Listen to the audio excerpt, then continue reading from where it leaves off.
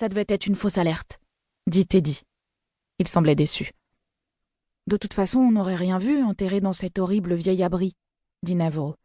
En plus, vous avez entendu, la guerre leur sert de prétexte pour ne pas aller à la plage. Et ça, c'est le truc le plus injuste que j'ai jamais entendu de ma vie. Ne sois pas idiot, Neville, le rabroua Lydia. Personne ne va à la plage quand c'est la guerre. Il y avait de l'électricité dans l'air, songea Polly, bien que tout semblât inchangé dehors en ce beau dimanche matin de septembre, imprégné de l'odeur des feuilles que brûlait McAlpine.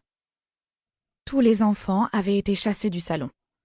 Les adultes voulaient avoir une conversation sérieuse, ce qui naturellement déplaisait au plus haut point à ceux qui n'entraient pas dans cette catégorie. Ce n'est pas comme s'ils passaient leur temps à faire des blagues drôles et à hurler de rire quand on est là, hein, fit remarquer Neville lorsqu'ils se regroupèrent dans le hall. Avant que quiconque ait pu l'approuver ou le rembarrer, oncle Rupert passa la tête par la porte du salon. Tous ceux qui n'ont pas retrouvé leur masque ont intérêt à aller le chercher tout de suite. À l'avenir, ils seront rangés dans l'armurerie. Et on se dépêche. Ça m'énerve d'être rangée parmi les enfants, dit Louise à Nora alors qu'elle se rendait à Mill Farm. Ils vont rester assis là pendant des heures à tout organiser pour nous comme si on était des pions. On devrait tout de même avoir notre mot à dire avant qu'ils nous imposent leur plan. Le mieux, c'est d'acquiescer, puis d'agir selon sa conscience, répliqua Nora. Ce qui soupçonna Louise signifiait agir à sa guise. Que comptes-tu faire quand on aura terminé notre école de cuisine? Je n'ai aucune intention d'y retourner. Je vais commencer une formation d'infirmière. Oh non, reste au moins jusqu'à Pâques et on partira toutes les deux à ce moment-là. Je détesterais me retrouver là-bas sans toi. En plus, je parie qu'ils ne prennent pas les filles de 17 ans. Moi, ils me prendront, dit Nora. Et je ne m'en fais pas pour toi. La maison ne te manque plus comme au début. Tu t'es habituée maintenant. C'est dommage que tu aies un an de moins parce que tu ne pourras pas te rendre utile tout de suite. Mais au moins, tu seras une plus bonne cuisinière que moi. Une meilleure cuisinière, corrigea Louise sans réfléchir. Une meilleure cuisinière, si tu veux. Et ça sera diablement utile. Tu pourras t'engager dans une des armées comme cuisinière. Une perspective sans le moindre attrait pour Louise. Elle ne voulait pas du tout être utile. Elle voulait être une grande actrice. Un projet que Nora jugeait frivole. Elle le savait à présent fort bien. Le sujet avait donné lieu à une... non pas une dispute à proprement parler, mais à une vive discussion pendant les vacances. Depuis lors, Louise restait prudente dans l'expression de ses aspirations.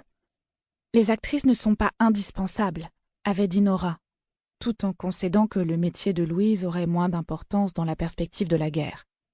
Louise avait riposté en contestant l'utilité des religieuses.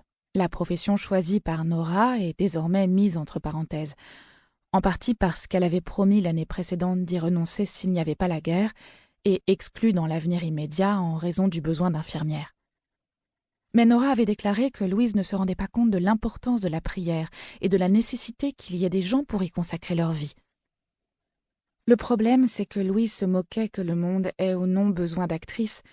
Elle voulait en être une, et cela la plaçait en position d'infériorité morale vis-à-vis de Nora, et la désavantageait quand elle comparait la valeur de leur personnalité. Mais Nora parait à toute critique en tendant elle-même un plus gros bâton pour se faire battre.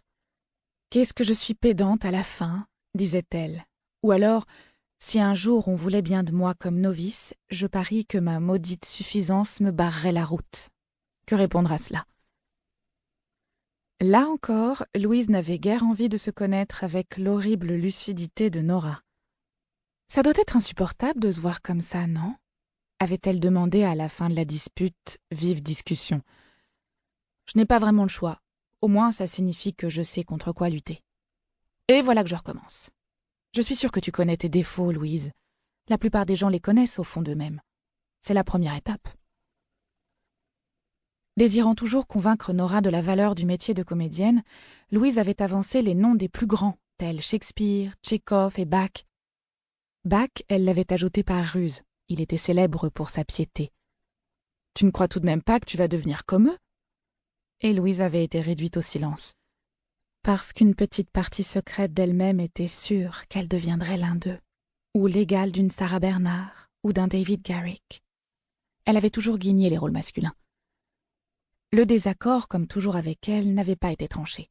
Elle était confortée dans ses intentions, et Nora d'autant plus persuadée que sa cousine se fourvoyait.